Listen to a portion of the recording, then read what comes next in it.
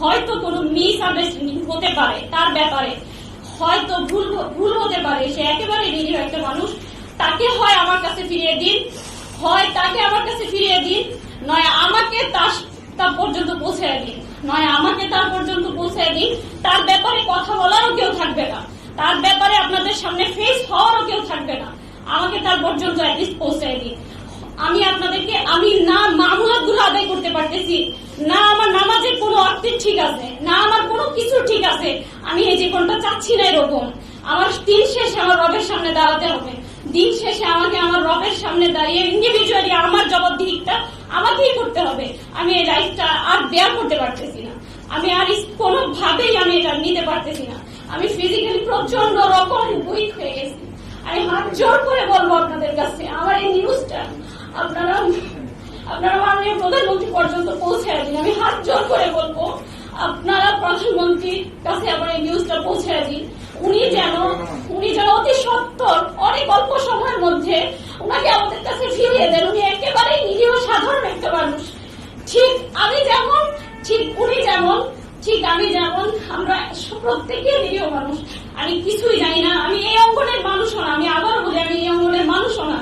তাই আমার কথায় যদি কোনো ত্রুটি বিচ্যুতি থাকে, কোনো ভুলভ্রান্তি আপনাদের দৃষ্টিগোচর হয়, আমি আপনাদের কাছে ক্ষমা প্রার্থী। আমি মানসিক ভাবেও ভালো নেই, আমি শারীরিক ভাবেও ভালো নেই। আমার পক্ষ থেকে আমি আপনাদের বোন, আমি ওনাকে অনেক ভালোবাসি, আমি আপনাদের বোন, জাস্ট আমি ওনাকে ফিরে পেতে চাই।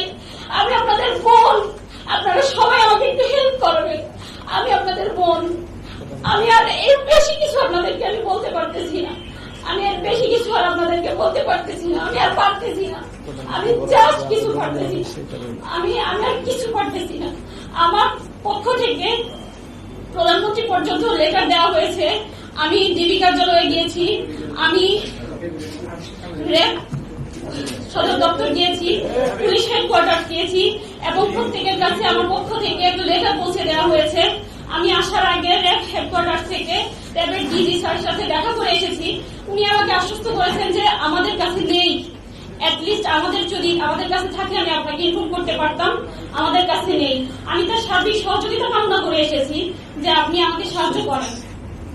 তিনি আমাকে আশ্বস্ত করছেন, তিনি তার নাম্বারগুলো রেখেছেন, তিনি বলেছেন যে আমরা দেখতেছি, যদি কোনো খবর পাই আমরা জানাবো। আমাকে প্রশ্ন করেছেন আপনি কি মনে করেন যে সে আমাদের প্রশাসনের কাস্টাডিতে আছে?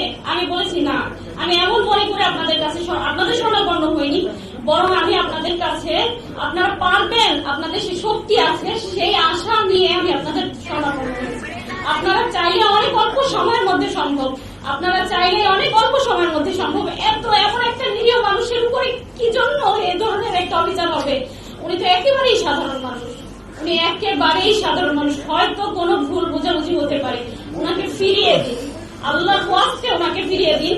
আমাকে একটা সাউন্ড লাইফ লিড করার মতো একটা পরিস্থিতি তৈরি করে দিন, আমি কিছুই করতে পারতেছি না, আল্লাহর ওয়াস্তে ওনাকে ফিরিয়ে দিন। আপনারা চাইলে অনেক কিছু অনেক সহজ ভাবেই সম্ভব।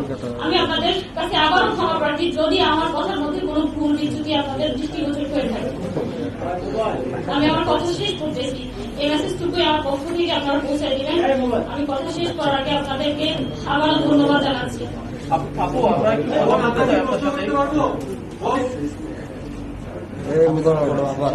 আচ্ছা, আপনারা অবশ্য অবগত আছেন যে আফজাল মোহাম্মদ আদনানের সাথে আরো 3 জন একসাথে নিখোঁজ হয়েছে। আমি তাদের ফ্যামিলির সাথে যোগাযোগ করতে চেষ্টা করেছি। আসলে রংপুরের এরা ফ্যামিলিগত ভাবে মানুষগুলো এমন যে তাদের হয়তো বা আমি জানি না, তারা খুবই নিরীহ অথবা হয়তো বুঝতেছে না। আমি তাদের সাথে যোগাযোগ করেছি, আসার জন্য বলেছি যে আমরা ব্রিফিং আয়োজন করেছি কনফারেন্সের, কিন্তু তারপরে তাদের রেসপন্সটা ছিল এমন যে হ্যাঁ আপু আপনি করতেছেন, আপনি করতে থাকেন, আমরা আসতে পারলাম না, এই ধরনের। তো দুঃখিত যে আমি তাদেরকে আপনাদের সামনে উপস্থিত করতে পারিনি। 3টা মানুষ, আমি 4জন মানুষ কার সহ, এটা অবশ্যই কোন প্রাইভেট কোন সংস্থার কাজ হতে পারে না, জাস্ট এটুকুই আমার ধারণা। এটা কোনো প্রাইভেট ভাবে তাকে গুম করা হয়েছে, এটা হতেই পারে না। প্রশাসন চাইলেই অনেক অল্প সময়ের মধ্যে এটা একেবারে সম্পূর্ণরূপে উদ্ঘাটন করতে পারে, একদম চুলচেরা, আর কিছুই বাকি থাকবে না। এখানে প্রশাসন যদি এখানে করতে পদক্ষেপ করে। অল্প সময়ের মধ্যে এই বিষয়টাই সুরাহা করা সম্ভব।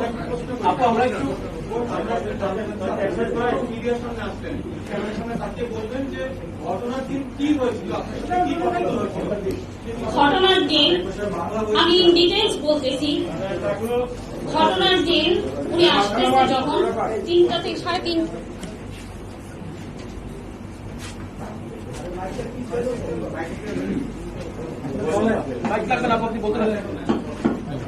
উনি 3:30টায় কি 3টা কি 3:30 আনুমানিক, আমি এক্সাক্ট টাইমটা বলতে পারছি না, তখন উনি বের হয়, রওনা করেন তার বগুড়া একটা প্রোগ্রামের উদ্দেশ্যে।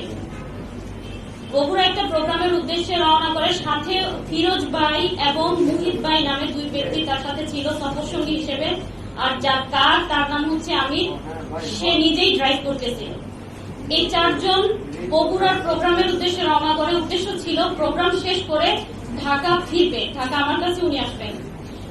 কিন্তু 4টার দিকেই, আমি টাইম এক্স্যাক্টলি আপনাদের বলতে পারবো যদি ফোনটা চেক করি, 4টা কি তার কিছু পরেই উনি আমাকে কল করে বলতেছে, আমি আর কি তাকে কল করে আস্ক করতে চেয়েছি যে কি খাবার, কি রান্না করবো আর কি। সেজন্য উনি খুবই ফেড আপ হয়, খুব রেগে যায় আমার উপরে, যে কিভাবে আছি, কেমন আছি, এই প্রশ্নটা না করে কিভাবে কি খাবো এই প্রশ্ন করতেছো। তখন সে বলতেছে যে আমি আমার পেছনে 2টা বাইক আমাকে ফলো করতেছে, আমার মনে হচ্ছে যে আমাকে 2টা বাইক ফলো করতেছে। তখন আমাকে বললো জাস্ট আমার জন্য দোয়া করো, আমি যেন নিরাপদে বাসায় পৌঁছতে পারি। তখন আমি ওনার উনি খুব রেগে যাওয়ার কারণে আমি আর কোনো প্রশ্ন করিনি, আমি রেখে দিলাম। দেন কিছুক্ষণ পরে উনি নিজেই আমাকে আবার কল করে বলছে যে ঠিক আছে রান্না করো, আমরা 4 জন আসতেছি। হ্যাঁ আলহামদুলিল্লাহ, এখন আর বাইকগুলো দেখা যাচ্ছে না। কিছুক্ষণ বলতে তাও প্রায় 20 থেকে 25 কি আধা ঘন্টা পরে আর কি আমাকে আবার বলতেছে যে এখন আর ওই বাইকগুলো দেখা যাচ্ছে না। তারপর এ পর্যন্ত মাঝখানে মধ্যে ওনার সাথে আমার অসংখ্য বার কথা হয়, কতটুকু এলাম কি আর কতটুকু এলা আস করলেই, এটা উনি সবসময় ওনার একটা অভ্যাস, উনি আমাকে একটা ম্যাপ স্ক্রিনশট দিয়ে পাঠায় দেয় হোয়াটসঅ্যাপে। তো ওই দিনও অনেকগুলো ম্যাপ শেয়ার করছে যখন যেখানে ছিল। লাস্ট আমি যখন ওনাকে কল করি 2টার দিকে, মেবি উনি কারে ঘুমিয়ে পড়েছে, এজন্য আমার কলগুলো রিসিভ করতে পারে। লাস্ট কলগুলো শুধু হয়তো ঘুম ভাঙতে পরে উনি আমাকে একটা ম্যাপ শেয়ার করে, সেই ম্যাপটা শেয়ারের লাস্ট টাইমটা ছিল 2:37। তো আমারও চোখ লেগে গিয়েছিল, আমি হুট করে যেই দেখলাম যে ম্যাপটা 2:37-এ শেয়ার করা, তারপরে তো চলে আসার কথা। ওখানে শো করতেছিল ডেস্টিনেশন 18 মিনিট, 18 মিনিটের মধ্যে উনি মিরপুর ইন করবে এরকম। তো আমার যখন চোখ খুলে আমি দেখতেছি প্রায় 2:45, তারপর তাড়াতাড়ি চলে আসবে, আমি খাবারগুলো রেডি করব। আমি হুড়মুড়িয়ে উঠি, উঠার পরে আমি ওয়েট করতেছি, হতে পারে কোনো কারণে লেট হইতে পারে। আমি 3:30 প্রায় 4টা অব্দি ওয়েট করে আবারও কল করি, 3টার দিকে কল করি ওনার ফোনে, 3টা কি তাই একটু পরে, তখন থেকে ফোনটা সুইচ অফ পাই। তারপরেও আমি কিছু মনে করি হতে পারে তার ফোনে চার্জ নেই। তারপর আরো কিছুক্ষণ পরে আমি আমিরের নাম্বারে, যার কার ড্রাইভ যে করতেছিল, তাকে কল করি। কল করার পর তার ফোনও সুইচ অফ পাই। তখনই আমার কাছে একটু সন্দেহ হয়। তারপর থেকে আমি লাগাতার ট্রাই করতে থাকি, আর একটু ওয়েট করি, এভাবে 5টা বেজে যায়। 5টার পরে আমি যাদেরকে চিনি বা ওনার সাথে যারা মোটামুটি চলাফেরা করে, এদেরকে আমি নক করা শুরু করি। আর ফ্রাইডে ওনার একটা প্রোগ্রাম খুতবা ছিল, সাবার একটা খুতবা ছিল, সেই খুতবায় উনি অ্যাটেন্ড করলো কিনা আমি প্রায় 6টা অব্দি তাকে অনেককে কল করার পরে আমি 6টার পরে ওখানেও কল করি যে ওখানে চলে গেল কিনা কোনো কারণে। তারাও বললো যে না, এখানে আসেনি। এই ছিল ঘটনা। দেন তারপরে আমি দারুস সালাম থানায় উদ্দেশ্যে রওনা হয়ে যাই, কারণ আমি যে দেখেছি ওখানে গাবতলী শো করতেছিল, সেজন্য আমি দারুস সালাম থানায় যাওয়ার পরে তারা আমাকে বলেন যে আপনার সব ডিটেলস গুলো নিল, আদনান সাহেবের সব নাম্বার সবকিছু নিল, নেওয়ার পরে বলতেছে যে আমরা লোকেশন জেনে দেন আমরা একটা আপনাকে জানাবো কিছু একটা। তারপর আমি জানতে চাইলাম অ্যাটলিস্ট তুমি কোথায় আছে, এটা ইনফরমেশনটা আমি কোথায় পাবো। তখন তারা আমাকে বললো যে আপনি এক কাজ করেন, ডিবির ওখানে যান, র্যাবের কার্যালয়ে যোগাযোগ করেন, তাদের পর্যন্ত গিয়ে আপনি জানার ট্রাই করেন যে আসলে উনি কোথায় আছে। আমি গেলাম। পরের দিন দারুস সালাম থানায় আমার সারাদিন লোক বসেছিল, একেবারে রাত অব্দি। তারপর তারা যে না এখানে লোকেশনটা এখানে না, তাই তারা এখানে জিডি নিতে পারবে না। যদি জিডি করতেও হয় তবুও যেন পল্লবী গিয়ে করি। তো পল্লবী যাওয়ার পরে তারাও বিষয়টা আমলে নেয়নি, একই কাহিনী করলো যে আমি লোকেশন দেখবো, দেন আমরা জানাবো। সেম আমি ওভাবে বসে থেকে চলে আসি। তারপর আবার লাস্ট আমি কিবার আমার কাছে দিন রাত সব সমান, ডেট তারিখ সব সমান, তাই আমি এখনো বলতে পারবো না আজকে কত তারিখ কিংবা আজকে কি বার। তো আমি তারপর পল্লবী থানায় মেবি গতকালের আগের দিন রাতে আমি গিয়ে ওনার একটা পার্সোনাল নাম্বার আছে এটা শেয়ার করি যে স্যার আমার একটা ভুল হয়ে গেছে, পাবলিকটা দিয়েছিলাম, পার্সোনালটার কথা আমি ভুলে গিয়েছিলাম। এই পার্সোনালটা দেওয়ার পর ওইটা থেকে তারা বললো, ওটা দেখে ওটার লোকেশনের কথা বলেনি, তাৎক্ষণিকই ততদিনে হয়তো মিডিয়ায় বিষয়টা চলে আসছে গত পরশু রাতে, তাৎক্ষণিক তারা একটা অভিযোগ নেয়। এর মধ্যে রংপুর কোতোয়ালি থানায় ওনার মায়ের পক্ষ থেকে একটা জিডি নেয়, সেই জিডির মাধ্যমে জিডির নাম্বার দিয়ে একটা অভিযোগ গ্রহণ করে পল্লবী থানায়। আর আমি তো আমার চেষ্টা অব্যাহত রেখেছি। এরই মাঝে আমি প্রধানমন্ত্রী কার্যালয়ে 2 বার গিয়েছি, ওখানে লেটার দিয়েছি। ডিবি কার্যালয়ে তো আমি অনেক ট্রাই করেছি, আমাকে তো কোনোভাবে অ্যাক্সেসই দেয়নি। আর আমি তো জানিও না সবচেয়ে বড় কথা কোন বইতে যেতে হবে, কিভাবে কি করতে হবে, কারণ আমি তো এই অঙ্গনের মানুষই না। বাধ্য হয়ে শুধুমাত্র উনার জীবনটার কথা ভেবে উনার জন্য আমার যন্ত্রণার জায়গা থেকে, আমার আর্তনাদের জায়গা থেকে আপনাদের সামনে ফেস হতে হয়েছে। আমি কখনোই ফেস হতে চাইনি। আপু, উনি বগুড়া একটা প্রোগ্রামের কথা বলে বাসা থেকে বের হয়েছিলেন, উনি কি বগুড়ায় গিয়েছিলেন নাকি সরাসরি ঢাকায় এসেছিলেন? একটু যদি না, প্রোগ্রামের কথা, বগুড়ার প্রোগ্রামটা হয়নি। ওই মেবি আমার সাথে তো তার ডিটেলস আর কথা হওয়ার সুযোগ ছিল না। আমি ভাবছিলাম বাসায় এলে দেন আমিও তাকে আস্ক করবো যে আসলে কি কারণ ছিল, কি হয়েছিল প্রতিমধ্যে, কারণ সে খুব রেগে গিয়েছিল আমার উপরে। সেজন্য আমি আর তাকে ওখানে কিছু জিজ্ঞেস করিনি, শুধু এতটুকুই জানতে পেরেছি যে ওই দিন আর প্রোগ্রামটা উনি অ্যাটেন্ড করেনি। আপনার কি মনে হচ্ছে আসলে কারা দিতে পারে? কাদের যে উনি কোনো রাজনৈতিক দলের আশ্রয় প্রশ্রয় কখনো ছিল না এবং কোনো বক্তব্য কখনো কোথাও দেয়নি, কিন্তু আপনার ভাষ্য অনুযায়ী তার সাথে যখন আপনার কথা হয়েছে তখন তিনি এক পর্যায়ে বলেছেন যে রফিক ভাই তার গাড়ি ফলো করেছে। এই ধরনের কথা বা নেভার, না, এই ধরনের কোন সিচুয়েশনের সম্মুখীন আমি কখনোই হইনি, কখনো উনি বলেও নি, কখনো উনি বলেন। তবে উনি এমনিতে যখন এগুলো নিয়ে কথাবার্তা বলতো, মসজিদে খুতবা বা লেকচারে যেত, মাঝে মাঝে বিচ্ছিন্ন কিছু ঝামেলার সম্মুখীন উনি হতো। সেজন্য হয়তো উনি এই যে বিষয়গুলো দেখা যায় ওনার লেকচারে উনি তুলে ধরেছে যে দেখা ইসলামের কথাগুলো বললে বা হক বিষয়গুলো যদি জি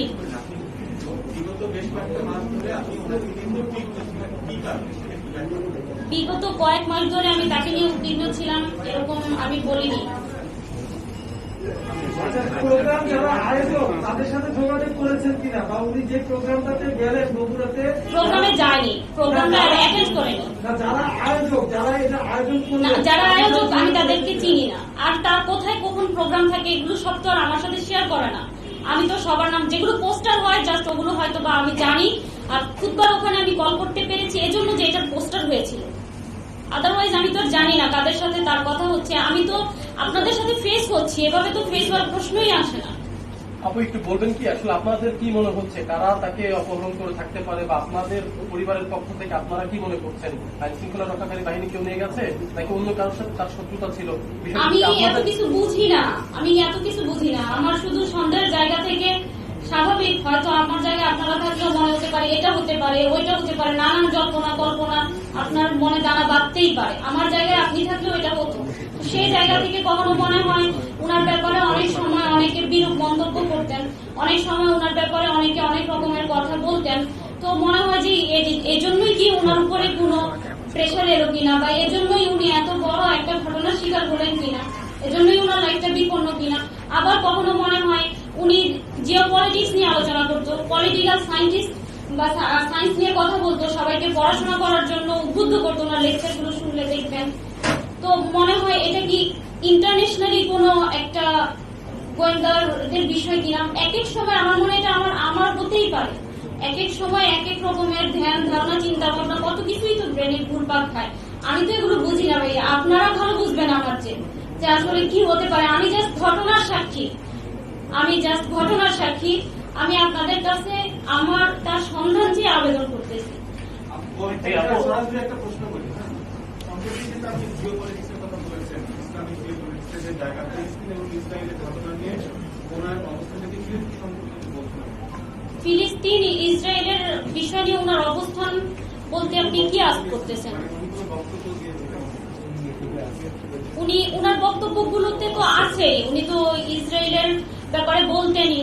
আমরা মুসলিম বলতেই আমরা সকলেই আল আকসাকে ভালোবাসি, আর আল আকসার উপরে যাদেরই রক্তচক্ষু থাকবে সে ব্যাপারে আমাদের দিল থেকে একটা তাদের প্রতি বেদনা থাকবে, একটা যন্ত্রণা কাজ করবে। That's it. আচ্ছা আপু, এরকম ঘটনা অনেক সময় দেখা যায় যে আইন শৃঙ্খলা রক্ষাকারী বাহিনী পরবর্তীতে গ্রেপ্তার স্বীকার করে। তো আপনাকে এখানে কোনো আশঙ্কা আছে কিনা? অ্যামনেস্টি ইন্টারন্যাশনাল উদ্বেগ জানিয়েছে, আন্তর্জাতিক কোনো মানবাধিকার সংস্থার সাথে আপনারা যোগাযোগ করেছেন কিনা, কিংবা ফার্দার আপনারা আর কি কি স্টেপ নেবেন ওনাকে পাওয়ার জন্য? জি, আমাদের একটা অলরেডি একটা আবেদন সাবমিট করা হয়েছে। আর হচ্ছে আমি আসলে এ পর্যন্ত আমি এরপরে নেক্সট স্টেপগুলো আমি এখন আমার ব্রেনে নেই। আমি আপনাদের কাছেই আসছি, আমি প্রধানমন্ত্রীর কার্যালয়ে আবার যাওয়ার ট্রাই করব, আমি এভাবেই ট্রাই করে যাব। এরপরে আমার সর্বাত্মক চেষ্টাগুলো এভাবে এগুলো কেন্দ্রিকই হবে। এর বেশি আমি আর কি করতে পারি? আমি তো একটা সাধারণ মানুষ। আমি যমুনা টেলিভিশন থেকে আসছি।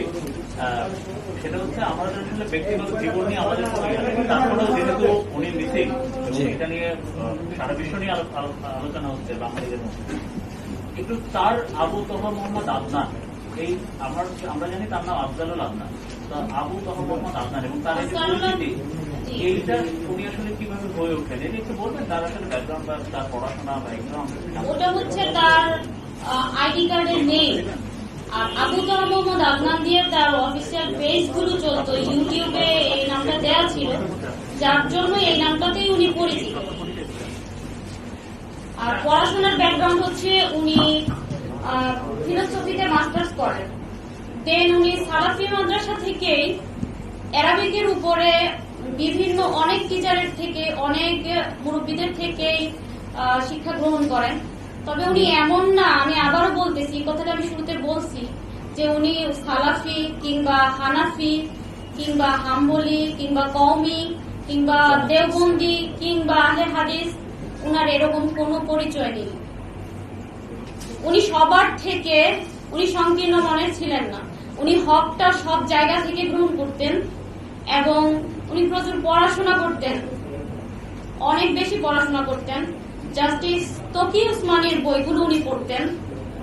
আমার বাসায় যে বইগুলো আছে, রংপুরে ওনার যে বইগুলো আছে, এগুলো মানে সব বাইরের স্কলারদের বই আছে অনেক, মানে উনি সবার থেকেই এলেম নিতেন। উনিও তো সাধারণ একটা মানুষ, আর ব্যাকগ্রাউন্ড ওনার জেনারেল। রাজনীতির সাথে যুক্ত না, রাজনীতির সাথে যুক্ত থাকার অপরাধ মনে করেন?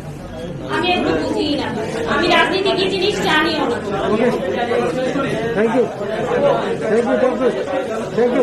আইনজীবীর কোনো বক্তব্য আছে? আপনারা কি এই যে উচ্চ আদালতে কোনো ধরনের বক্তব্য যাবেন? বিচার বিভাগের কিছু আবেদন জানাবেন? সাধারণ ভাইয়ের কাছে আমার একটা প্রশ্ন। সাধারণ ভাই, আপনি যদি বলতেন যে ব্যবস্থা নিত, তাহলে কি তাকে আরো দ্রুত উদ্ধার করা সম্ভব ছিল? কারণ ওনার স্ত্রী গেছেন, খুঁজেছে, যাওয়া পায় নাই, একদিন গেছে, 2 দিন গেছে, এখানে করতেন না। দ্বিতীয় প্রশ্ন হচ্ছে, আপনি নিশ্চয়ই দাপ্তরিকটা ভালো মতো জানেন, একজন সাবেক সেনা কর্মকর্তা হিসেবে খুবই গুরুত্বপূর্ণ একটা স্থাপন জায়গা, এবং সেটা সবসময় সেখানে পুলিশ, নিরাপত্তা বাহিনী, সিসিটিভি ক্যামেরা, এরকম বিভিন্ন আয়োজন দিয়ে এই আমিনবাজার জায়গাটা এবং ব্রিজটা, আমিনবাজার ব্রিজটা ঘেরা থাকে। এরকম একটা স্পষ্টকাতর জায়গা থেকে একজন ব্যক্তি নয়, 4 জন ব্যক্তি, একটি গাড়ি এখান থেকে মিসিং হয়ে যাওয়াটা কি রাষ্ট্রের কতটা ব্যর্থতা বলে মনে করেন? দেখুন, এটা আমি শুরুতেই বলেছি যে অত্যন্ত উদ্বিগ্নের কারণের জায়গাটা এটা যে শুধু একজন ব্যক্তি না, 4 জন ব্যক্তি একটি গাড়ি সহ। প্রাইভেট কোন শত্রু বা কোন এগ্রিভ পার্সনের পক্ষে এটা কোনোভাবেই সম্ভব নয়।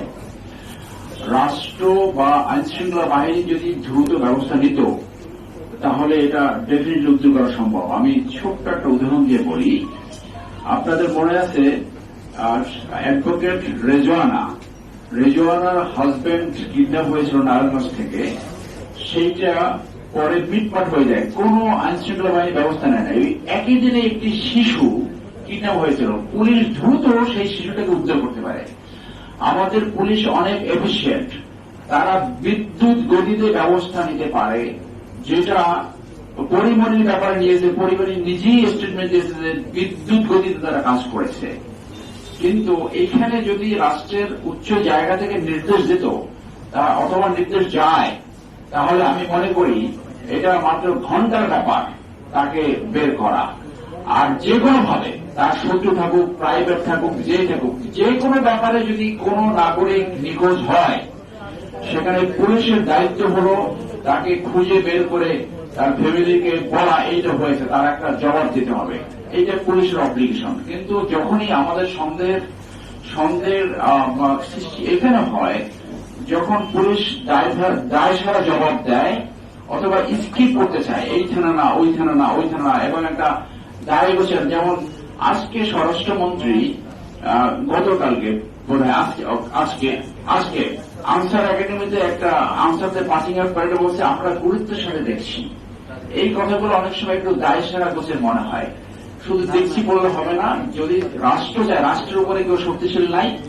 আমাদের পুলিশ বাহিনী র্যাব অত্যন্ত দক্ষ, তারা জেলে 1 ঘন্টা 2 ঘন্টার ভিতরে এই কেস উদ্ঘাটন করা সম্ভব, তারা এর পিছনে উদ্ঘাটন সম্ভব। এবং আমরা আশা রাখবো, আমি এই ফ্যামিলি লয়ার হিসেবে এই 4টা প্রাণ এবং গাড়ির কথা বাদ দেন, তাদেরকে দ্রুত রাষ্ট্র তার রেসপন্সিবল দায়িত্ব পালন করে তার ফ্যামিলির কাছে ফেরত দেবে। ধন্যবাদ আপনাদের। এটা নিয়ে আপনারা আদালতে যাবেন? এটা নিয়ে আদালতে যাবেন? এটা নিয়ে কোনো আইনি পদক্ষেপে যাবেন? আমি একটা কথা বলি যে আমরা জেনেছি যে আদনান সাহেব তার বক্তৃতায় যে সব প্রশ্নগুলো উত্থাপন করতেন সবসময় সেটা হচ্ছে জুদাইজমের বিরুদ্ধে, সেটা হচ্ছে জার্নিস্ট মুভমেন্ট নিয়ে কথা এবং বলতেন। হচ্ছে সেটা জুদাইজমের বিরুদ্ধে এবং ইহুদিজমের বিরুদ্ধে। আমরা জায়গা থাকি যে ইহুদিজমের বিরুদ্ধে কথা বললে সারা পৃথিবীতে তারা তাদের গোয়েন্দা সংস্থা যে মুসা, তারা সে ভয়ঙ্কর হচ্ছে পাওয়ারফুল। আপনারা কি সাবস্ক্রাইব করছেন যে এই না, এটা তো আপনি দেখছেন যে তার স্ত্রী বলেছে সন্দেহের অবকাশ থেকে যায়, কারণ যখন এটা উদ্ঘাটন না হবে যে কোনো ধরনের সন্দেহই হতে পারে। আইনি পদক্ষেপ আমরা এর আগের ঘটনাগুলো আমরা দেখেছি যে এগুলার নিয়ে রিড করা সম্ভব। আইনি পদক্ষেপ তো পুলিশ স্টেশনে যাওয়া একটা আইনি পদক্ষেপ। তো পুলিশ তো সেখানে সঠিকভাবে এখন পর্যন্ত দায়িত্ব পালন করেছে বলে আপনি দেখেন 10 তারিখ থেকে আজকে 16 তারিখ, 6 দিন। তো 6 দিন কিন্তু কম সময় না। তো 6 দিনে মাত্র একটা জিডি হয়েছে। তিনি কার কাছে যেতে পারতেন? রাষ্ট্রের সর্বোচ্চ ব্যক্তি প্রধানমন্ত্রীর কাছে আবেদন করেছে, তাকে মা বলে সম্বোধন করেছে। তিনি আর কোথায় যেতে পারতেন? র্যাবের ডিসি অত্যন্ত দক্ষতার সাথে তারা দায়িত্ব পালন করে। আর কোথায় যেতে পারতেন? আইজিপি পুলিশ তার কাছে আবেদন করছে। এর চেয়ে বড় আইনি পদক্ষেপ আর কি হবে? রিড করা যাবে, আদালতের কাছে যাওয়া যাবে, ইভেন আদালত সুগমভাবে এইটার বিরুদ্ধে ব্যবস্থা নিতে পারে। কারণ একটি 2টি মানুষ না, 4টি মানুষ একসাথে নিখোঁজ হয়ে আছে, and that to প্রায় 1 সপ্তাহ। তো এই ক্ষেত্রে যদি পুলিশ বাহিনী, ল এনফোর্সিং এজেন্সি যদি সঠিকভাবে দায়িত্ব পালন না করে, আইনের কাছে গেলে আইন তো পুলিশের কাছেই সেটাকে বলবে যে আপনারা ব্যবস্থা নেন। তো প্রথম দায়িত্বটা তো আসলে এই ক্ষেত্রে পুলিশের দায়িত্ব।